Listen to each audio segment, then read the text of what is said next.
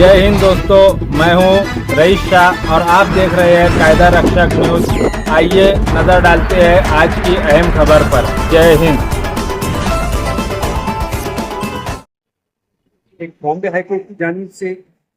Bombay high court के advocate की जानिब से और औरंगाबाद हाईकोर्ट के एडवोकेट की जानिब से जब नोटिस उनको इश्यू होता है तो उसके बाद ऑटोमेटिकली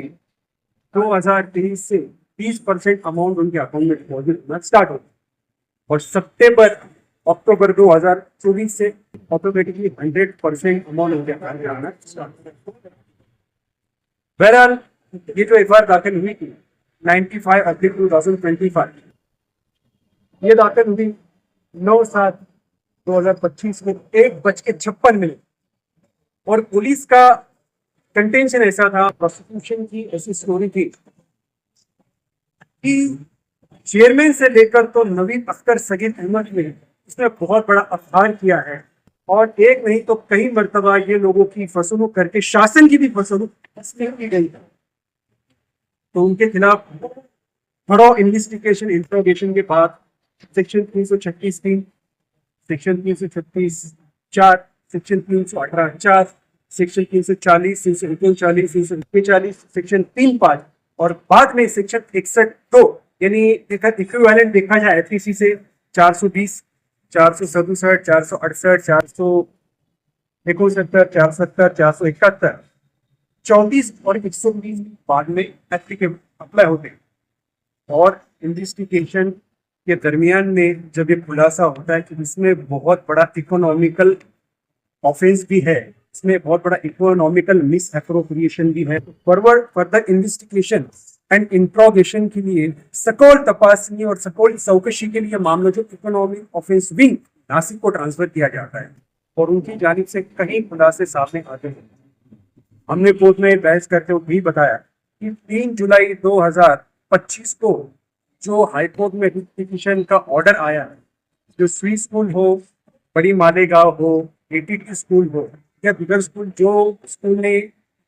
एक एप्लीकेशन दायर किया था एक पिटीशन के जरिए कि कोई भी थर्ड पर्सन, जैसे कि उन्होंने एक यूट्यूबर, फेमस यूट्यूबर मालेगांव के जाबिर शाह, लतीफ शाह के खिलाफ में कहा था कि ये एक थर्ड पर्सन किसी के खिलाफ में एफआईआर दाखिल करने का इख्तियार नहीं रखते, तो इसको हाईकोर्ट ने गलत मानते हुए ये कहा है कि anybody can set a law in motion, nobody can be avoid and prevent so as to set a law in motion, even the police official can also press into service any sort of FIR. तो इससे clear cut साबित होता है कि FIR कोई भी दायर कर सकता है, लाजमी नहीं कि एफआईआर दाखिल करने वाला उस स्कूल का टीचर ही हो या उस स्कूल का प्यून हो या फिर क्लर्क हो, कोई भी लॉ मोशन में सेट कर सकता है। और दूसरी तरफ हाईकोर्ट ने एक रिट पिटीशन में ऐसा कहा कि अगर आप पैरा नंबर 6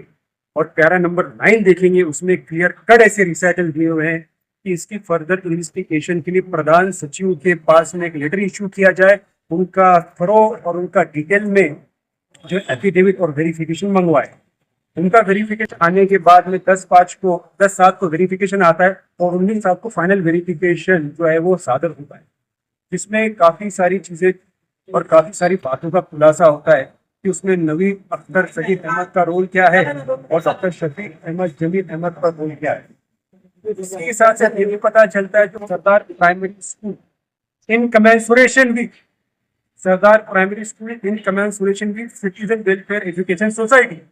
भले ही वो सोसाइटी हो तो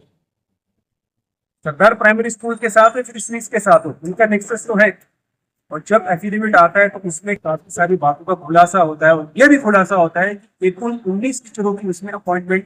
होती है, जिनके अंदर 2 टीचर जिनका टीईटी टेस्ट अपरिहार्य अनिवार्य था, इंडिस्पेंसिबल था, उनका टेस्ट ना होकर बाकी टीचरों का करवाते हुए डेट के अंदर टैंपरिंग कर दिया और डेट उसकी होती 16/6/2014, जिसको टेम्पर करके वो 12/1/2012 करवा। तो ये सारी चीजों का खुलासा हुआ, कोर्ट ने हमारी बातों को कंसिडर किया। हमने काफी सारे case law, judgement, ruling, citations, supreme court के, हाई कोर्ट के बहुत सारे हमने डॉक्यूमेंट्स कोर्ट के सामने पेश किए और कोर्ट ने हमारी बातों को कंसिडर करते हुए बेल एप्लीकेशन नंबर 667/2025 एंड 668/2025 ये दोनों को रिजेक्ट किया है और कोर्ट ने रीजनिंग एंड फाइंडिंग में ऐसा दिया है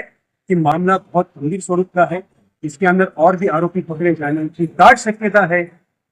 इसके अंदर अब तक चार्जशीट फाइल नहीं हुई, फर्दर इन्वेस्टिगेशन एंड इंट्रोगेशन अब तक इसमें बाकी है, और इसमें कितना बड़ा अपहार हुआ है इसकी शक्यता अभी तक असर्टेन नहीं किया जा सकती, तो इसका भी खुलासा होना बाकी है। इसी बुनियाद पर आज कोर्ट ने शफीक अहमद, जमील अहमद से लेकर उस्मान गनी तक ये लोगों का एक सेपरेट बेल एप्लीकेशन वो रिजेक्ट किया, और नवीद अख्तर सगीर अहमद का एक सेपरेट बेल एप्लीकेशन रिजेक्ट। अब बात रही नवीद अख्तर सगीर अहमद, तो उनके खिलाफ अब तक कम से कम 5 CR पेंडिंग है। Azad Nagar police station 1106/2020, Azad Nagar police station 95/2025, Azad Nagar police station 87/2025 और मालेगांव तालुका पुलिस स्टेशन 702/2025, और उसके बाद में जो बड़ी मालेगांव पे FIR दाखिल हुआ 181/2025। ये अब तक 5 से 6 FIR उनके खिलाफ में दायर हुई, जिसमें उनका बड़ी मालेगांव के एतबार से जो बेल एप्लीकेशन दायर किया था उसका बेल एप्लीकेशन नंबर 751/2025 वो 12 अगस्त 2025 को रिजेक्ट हुआ है। बाद में उन्होंने हाईकोर्ट के अंदर अप्रोच करके उस ऑर्डर के खिलाफ में बेल एप्लीकेशन फाइल किया, that is ABA bail application number 2366 और 2361 2025। उसमें 2 एप्लीकेशन फाइल किए गए, एक नवीद अख्तर का और दूसरा नासिर हुसैन का। ये दोनों ने इंटरिम भी मांगा था, दोनों का इंटरिम कोर्ट ने नामंजूर किया, कोर्ट ने दोनों को भी इंटरिम प्रोटेक्शन नहीं दिया है। इससे पता चलता है कि मामले की नोवियत और मामले की सीरियसनेस। तो आज बहरहाल कोर्ट ने हमारी बातों को मानते हुए दोनों का बेल एप्लीकेशन रिजेक्ट किया है,